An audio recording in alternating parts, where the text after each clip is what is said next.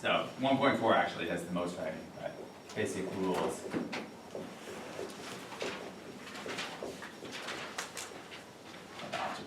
Okay. Really, I'm just going to define a few really important words, a few being 4, and then I'm going to tell you about one property. Okay, so the first, arguably most important thing, similar to the idea of an expression, but this leads to possibly the most mistakes and the most misunderstandings in algebra, is what is a term? So it can either be a single number, a single variable,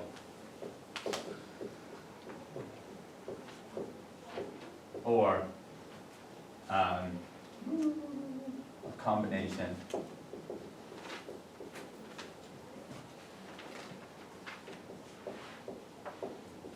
numbers and variables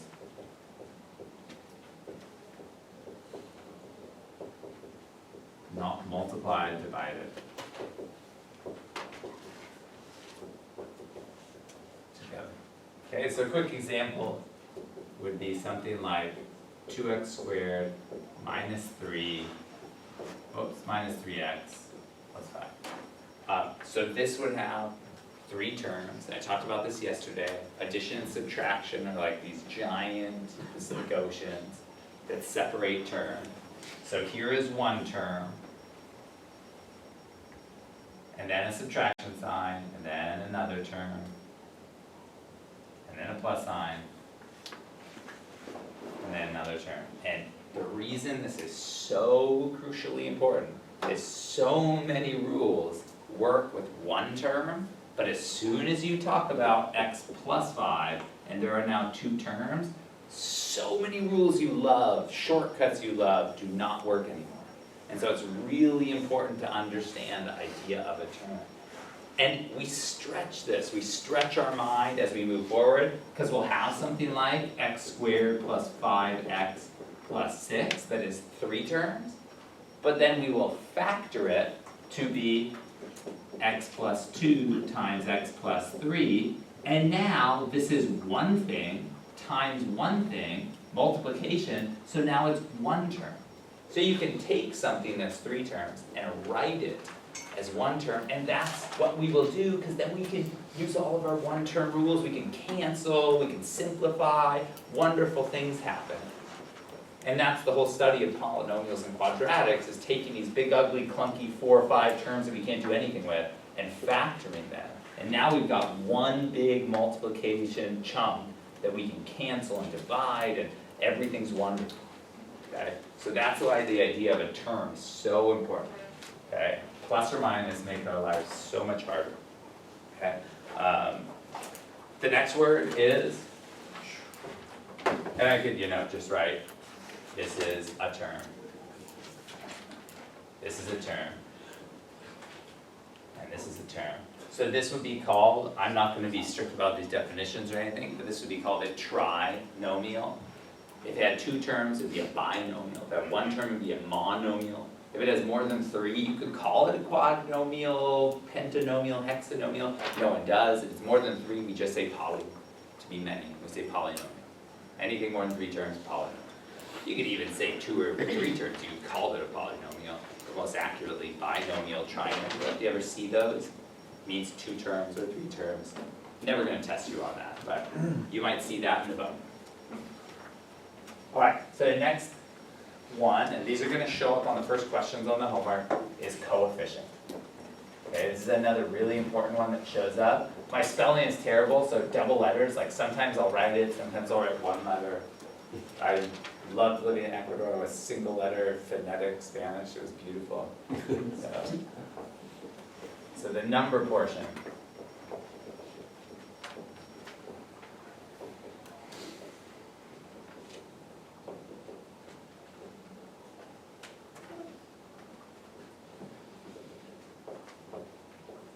That has variables. And a little hint, if there is just a variable,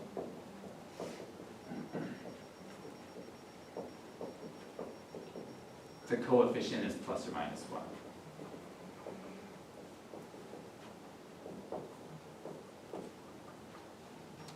Right? So an example would be 5x, or another example would be,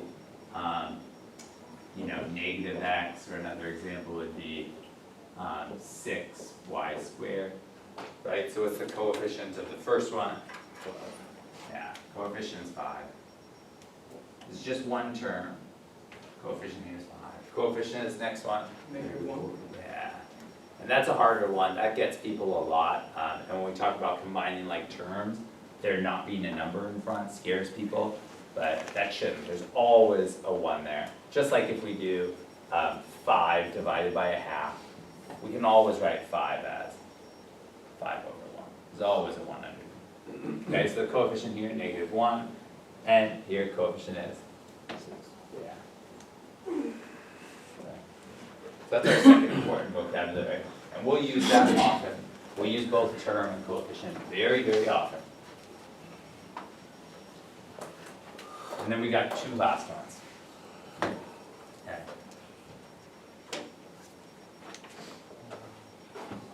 Constant, this is an easy one.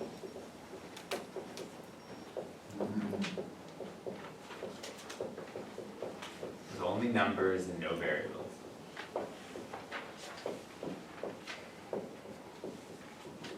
It's really easy to understand why it's called a constant. Variables vary, right? If you have an example, if you have 2x squared plus 3x plus 5, x could be 1, x could be 2, x could be 7. So this term and this term will constantly change as you change the value of x, yet always this term would be constant. This would be a constant term.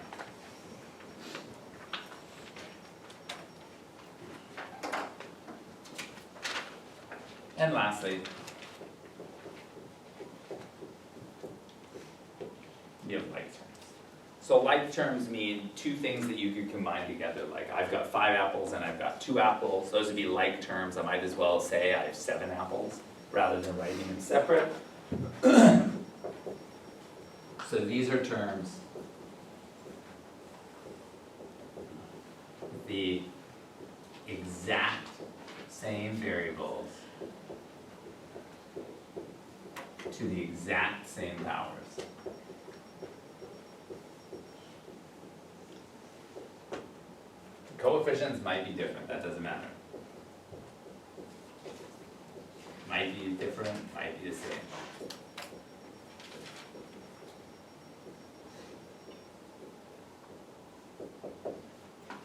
Okay, so example, 9x plus 3x squared are not like terms, right? You can never, ever, ever combine these. I mean, there are clever things. You could factor out an x there, you could do things with it, but you can never combine x and x squared. The reason being is if I change x a little, this one and this one change at different rates. And so you can't put them together, because then if I change x, it kind of gets all lopsided and chunky and falls apart. Okay? Whereas, if I have an example like 9x plus 3y squared minus 2y squared, I could say these two are like terms, because they have exactly the same variable to exactly the same power. So I could put those together and I could say, hey, this simplifies to be, the 9x doesn't change, it doesn't have anything to combine with, but I have 3y squared and then I take away 2y squared, so now I've got 1y squared. Okay, so we could combine like terms. And in general, the first steps we're ever going to do when we see any equation, regardless of what it says to do, whether it says simplify, evaluate, check if it's a solution, first thing we're going to do is we're going to get rid of the parentheses and combine like terms. And that's just going to clean up every single problem we ever see. So, I'm gonna tell you right now, the things I deleted from the homework, so you absolutely don't need to write this, but the things I deleted from the homework are the commutative property of addition, multiplication. You don't need to know this, don't even need to write it down. It's silly, I hated learning this. A plus B equals B plus A, and A times B equals B times A. We all know this, we don't need a big fancy name to memorize it. I'm not gonna ask you about it on a test. And then the other one was associative property. Associative means you can associate it with you're doing well, please. The associative property of addition and multiplication just says if you have three things added together or three things multiplied together, it doesn't matter which order you add or which order you multiply.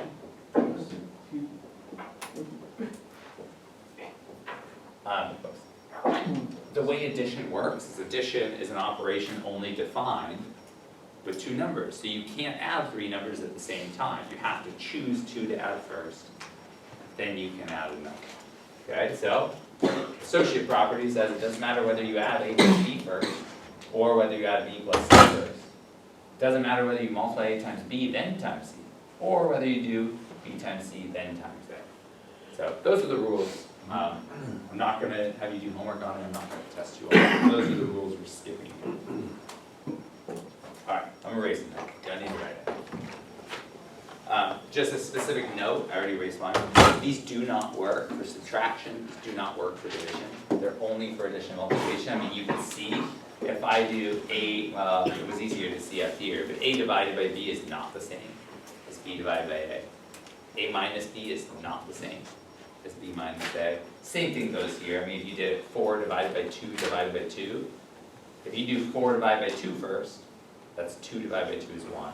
Whereas if you do 4 divided by 2 divided by 2, that would be 1, so 4 divided by 1 is 4.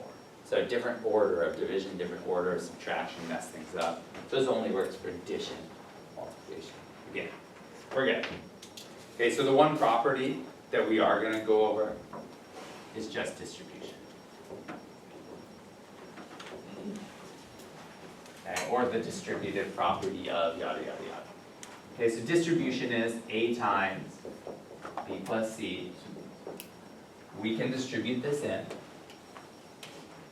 and this becomes, since it was multiplied by this and this already, we just separately say that's the same as A times the first thing plus A times the second. Now that's all good and straightforward, and we have a quick example. 5 times 3x plus 2, that becomes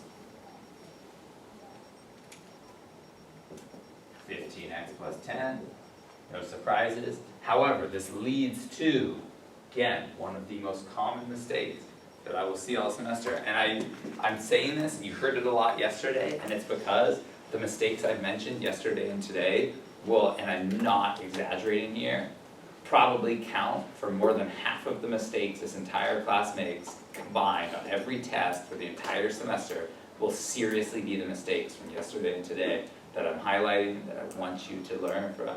Because, I mean, we'll be doing advanced stuff, and I'll be like, you did advanced stuff right, but, you know, distribute the negative. You did the advanced stuff right, but you can't cancel that with that, right? And so it's this day 1, day 2 stuff that even on the final test, when you're working on hard materials, it's these mistakes that kill you. And then you think, I'm not good at math. And it's like, no, you did the advanced math perfectly fine.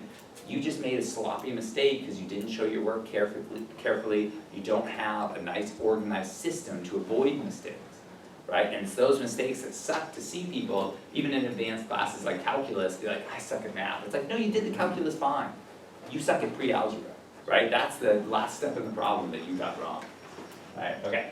So, just to highlight that one mistake, and then I'll give you time to work on homework. That one mistake is distributing a negative. Right? And I see this all the time. Okay. All right, just a quick example.